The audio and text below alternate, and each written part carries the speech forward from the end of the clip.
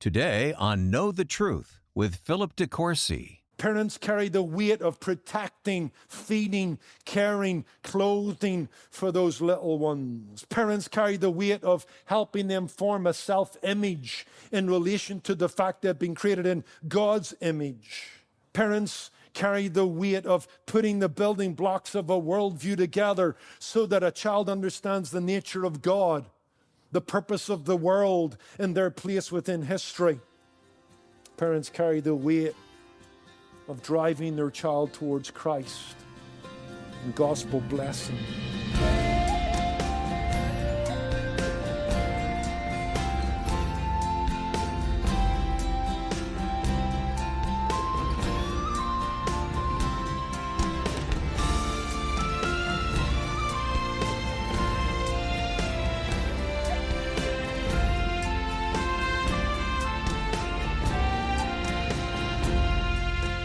Have you ever wondered why so many homes today seem to lack order and respect? Welcome to Know the Truth with me, Philip de Courcy. Today we'll uncover God's timeless wisdom for family life and discover why His house rules are more crucial than ever. We're diving into Ephesians 6 to explore the divine blueprint for children and parents in this message I've titled House Rules. Learn more at ktt.org. Let's get started. Well, let's take our Bibles and turn to Ephesians chapter 6, where children are called to obey their parents, where families are called to honor their mothers and their fathers. I want to preach this morning on verses 1 to 3, a message I've called House Rules. Today, parents passively allow government schools and agencies to co-parent with them, with ever-increasing intrusion into the home by these bodies. Today's parents are madly affirming the thoughts of their 3-year-old son, just out of diapers, who thinks he's a girl. Today, parents are accepting of a period of teenage rebellion as if it's normal. It's just every teenager goes through this, don't they? No, they don't. The relationship between a wife and a husband, the relationship between a child and a parent. In fact, we're picking up this admonition in verse 15 of chapter 5. See then that you walk circumspectly, not as fools, but as wise, redeeming the time, understanding what the will of God is. And the will of God is that we're not drunk with wine, but we are filled with the Spirit. And once we're filled with the Spirit, it will evidence itself in speaking and singing and savoring and submitting. Verse 21, submitting to one another in the fear of God. In the verses that follow, where we're at right now, Paul outlines some of those relationships where you have someone in authority over someone who ought to be in submission. The husband is the head of the wife, so the wife submits. And the parent in the Lord is over the child, and the child obeys the parent. We're going to see also the relationship between master and servant. So that's kind of where we're at. I want to look at 4 things: the outlook, the obedience, the origins, and the outcome. Let's just look at the outlook. Very simple thought, but one I don't want us to miss. It's just the first word of the first verse. Chapter 6, verse 1, children. I want you to see the church's outlook on children. Paul addresses children directly, which may not strike us, but it would strike those in that day. In fact, Paul addresses wives, Paul addresses children, and Paul addresses slaves or servants directly. He gives them a dignity. He understands their value, and he calls them to willingly submit. The wife to the husband, the child to the parent, and the servant to the master. By implication, if Paul is addressing children and he's telling them to obey their parents in the Lord, for it is right, it certainly carries the idea of someone old enough to understand what's being asked of them. And I love the challenge of this verse, because this verse would remind us that it's the job of leadership, and it's the job of parents in submission to church leadership and alongside the church to incorporate their child into the life of the church. And you've got to see that as one of your parental purposes. We've not only got the outlook, we've got the obedience. Children, obey your parents in the Lord, for this is right. Honor your mother and father, which is the first commandment with promise. Children and young people are required to do two things. Did you notice that? While they are young and under the roof and under the authority of their parents, they're to obey. It means to follow instructions. Literally, to hear under. To come under instruction with the intent of hearing and obeying. It carries the idea of active listening. It carries the idea of hearing the voice. But not just hearing it, heeding it. It's amazing how our children suffer temporary deafness when we speak. Don't become temporarily deaf when your mother and father are speaking. In fact, the Puritans had this beautiful little expression that a child should be a parent's echo. I love these words that Alistair Begg has in his book on the Ten Commandments on this very text, Exodus 12, verse 20, which Paul is repeating here in Ephesians 6, 2-3. He says this about a father addressing his son. Dear son, as long as you live under this roof, you will follow the rules. In our house, we do not have a democracy. I did not campaign to be your father. You did not vote for me. We are father and son by the grace of God and the providence of heaven. I consider it a privilege and I accept the responsibility in accepting it. I have an obligation to perform the role of a father. I am not your pal. The age difference makes such a relationship impossible. We can share many things, but you must remember I'm your father. This is 100 times more meaningful than being your friend. You will do as I say as long as you live in this house. You are not to disobey me because whatever I ask you to do is motivated by love. This may be hard for you to understand at times, but the rule holds. You will understand perfectly when you have a son of your own. Until then, trust me. Love, Dad. It's a good word. The Christian home's not a democracy. Your children should have a healthy fear of you. Your word should carry authority because it's backed up by punishment that's real and severe and consistent and loving and motivated by the gospel, where obedience must be taught and a fear of God established. Let me do a little sidebar on this, watching my time. Parental authority is inherent in this text. Children, obey your parents in the Lord, for this is right. But I want us to just be aware of the day we're in, that there's a real and a radical movement in this present government, in government agencies, in teachers' unions, to undermine parental authority. Make no mistake about it. Wake up to it. Look at the pronouncements of Democratic politicians, school boards, and teachers' unions.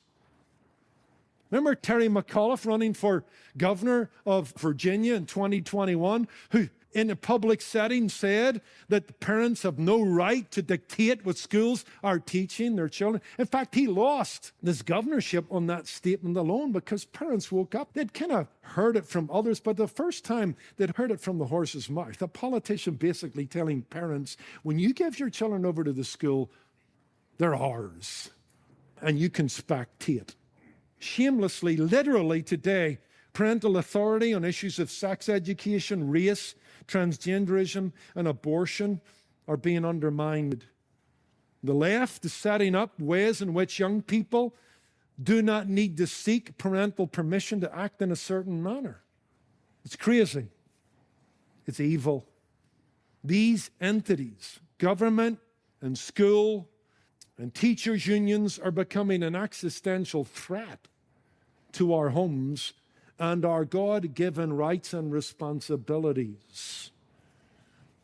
It's Marxism, if you want to put it in a political form outside a theological setting, because latent to Marxism and communism is the idea that the state is parent, that the state is authoritative, that the state is your child's nanny.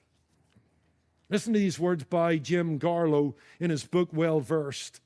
Allow me to give a most bizarre example. When I took my two daughters to get their ears pierced at an appropriate age, I had to sign forms.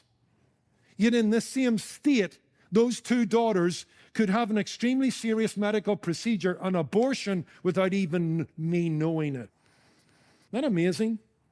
Today, 38 states require minors' parents to be notified when receiving an abortion. Just 38, that means that there's 12 states in the United States that parents have no right to be notified regarding their child's having an abortion. It's amazing.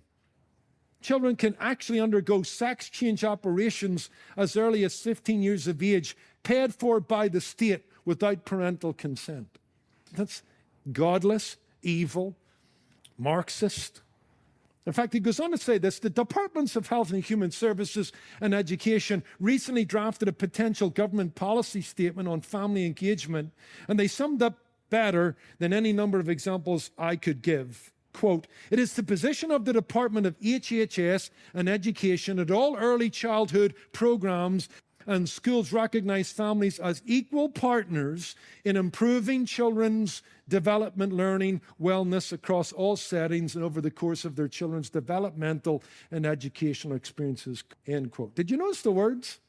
Anybody hear them? Equal partners. They're not equal partners. It's your responsibility and my responsibility to bring our children up in the fear and admonition of the Lord and to govern and guide what is being taught to them by ourselves and by others into whose care we might trust them. I remember when our girls moved here, we enrolled them in Villa Park High School. I went down and met the principal and just wanted to make myself known and thanked him and the school for providing this service to my children. But I reminded him I wanted him to teach English and math and history and do a good job at it and leave the rest to me and my wife. And if it was otherwise, I told him I'll be back in a kind of slight German accent. I'll be back, you know? And in God's goodness, the man turned out to be a God-fearing Catholic who was more than respectful of parents' rights. But you know what? In California, you can't assume that. That was the case at Villa Park. But that's not the case everywhere, at any time. We know for a fact that there are now entities and agencies hard at work within government systems and school systems to radicalize your child. And they've got no respect for who you are as a parent. They need to be voted out. You need to be aware of that and make wise decisions regarding with whom and where you place your children. Let's move on. Honor. We're to honor. We're to obey when we're under the roof, but even outside the home, we're to honor mother and father all the days of our life. This is a command that appears elsewhere in the New Testament, in fact, 5 other times. The word honor carries the idea of reverence or respect. In fact, if you go back to its Old Testament setting, the Hebrew word kavod means weight, heavy. It, in fact, is used of God's glory, the heaviness and the weightiness and the substance of God's nature. It's used of God's glory in Isaiah 24, verse 15. But here it's used of parents. Every child inside the home and outside the home across a lifetime needs to understand the weightiness of what a parent is and what a parent does. God has entrusted to parents the weighty responsibility of caring for little ones who are vulnerable physically and morally. Parents carry the weight of protecting, feeding, caring, clothing for those little ones. Parents carry the weight of helping them form a self-image in relation to the fact they've been created in God's image.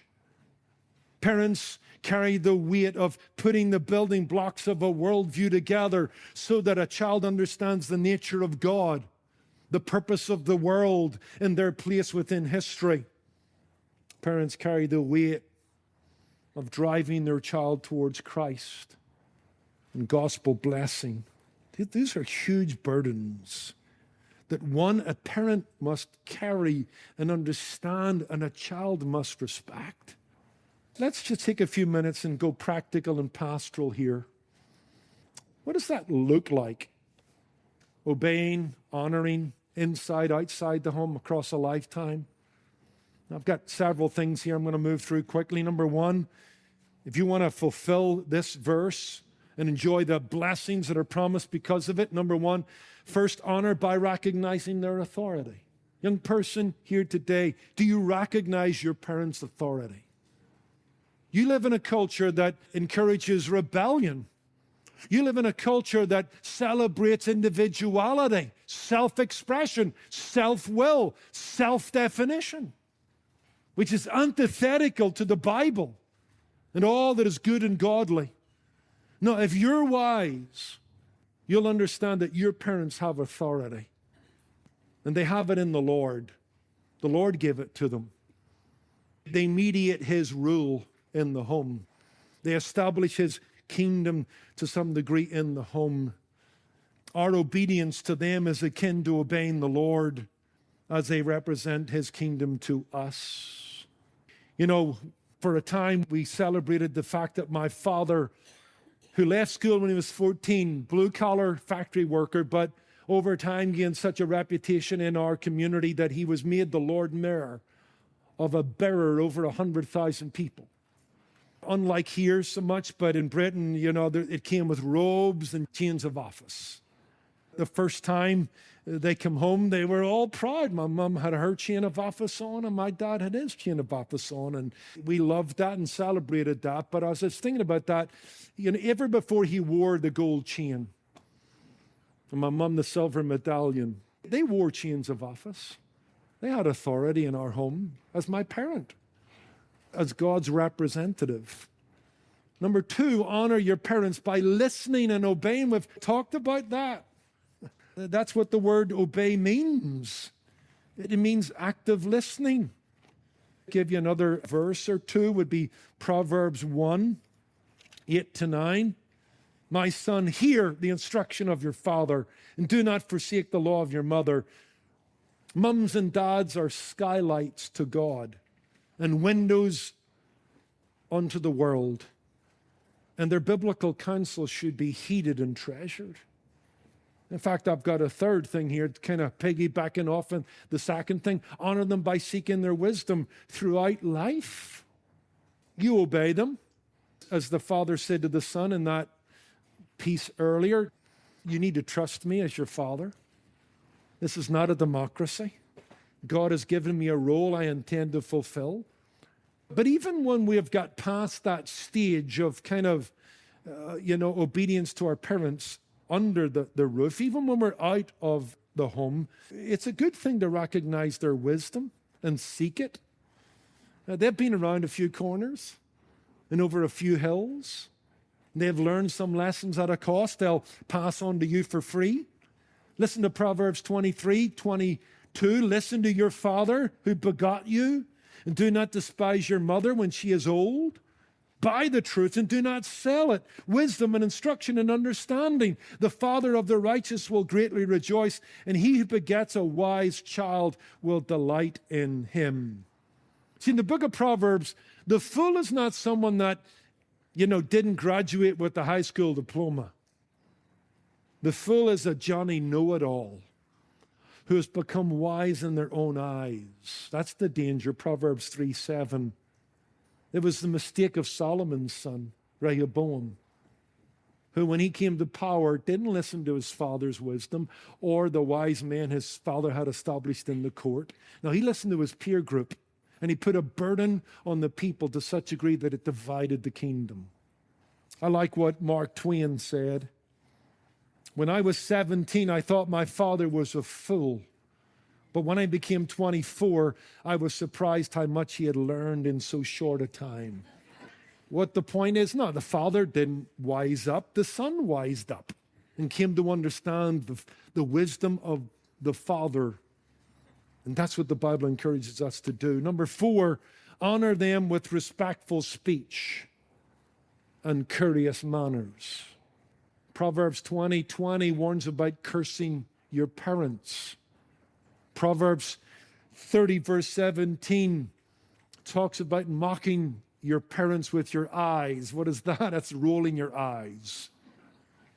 You not only can disobey them with your physical language, but with your body language.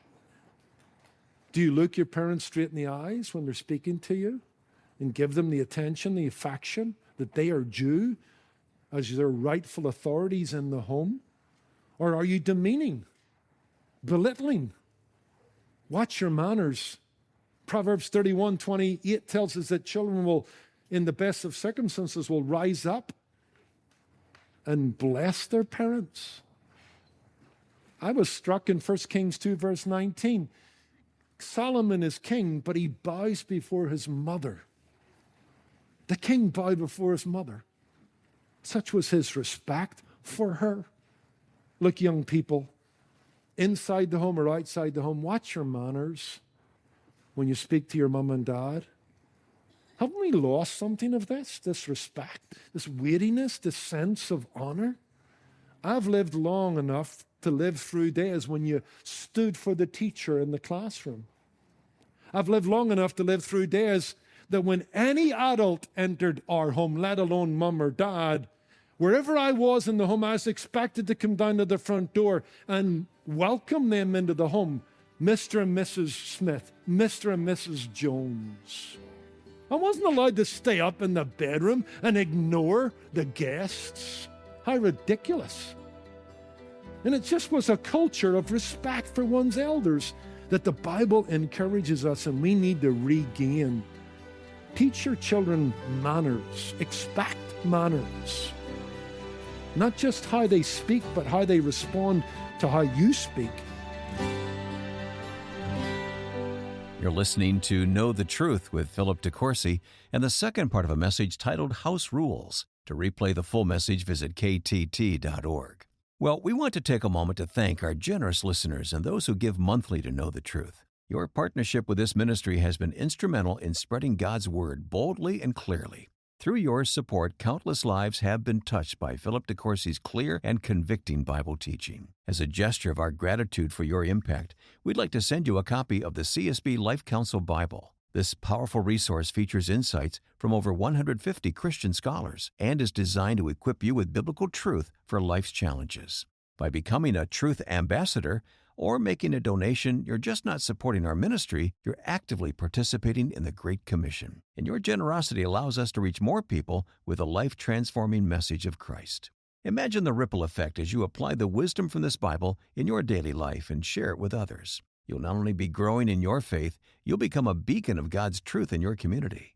So, if you're ready to amplify the impact of the gospel, call 888-644-8811 or visit ktt.org.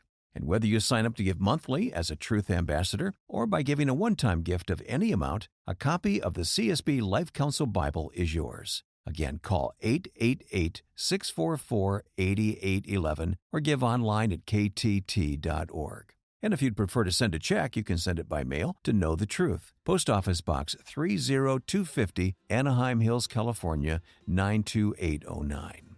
Now, if you're new to our community or haven't contacted us before, we invite you to request your free copy of Pastor Philip's devotional, specially crafted for you.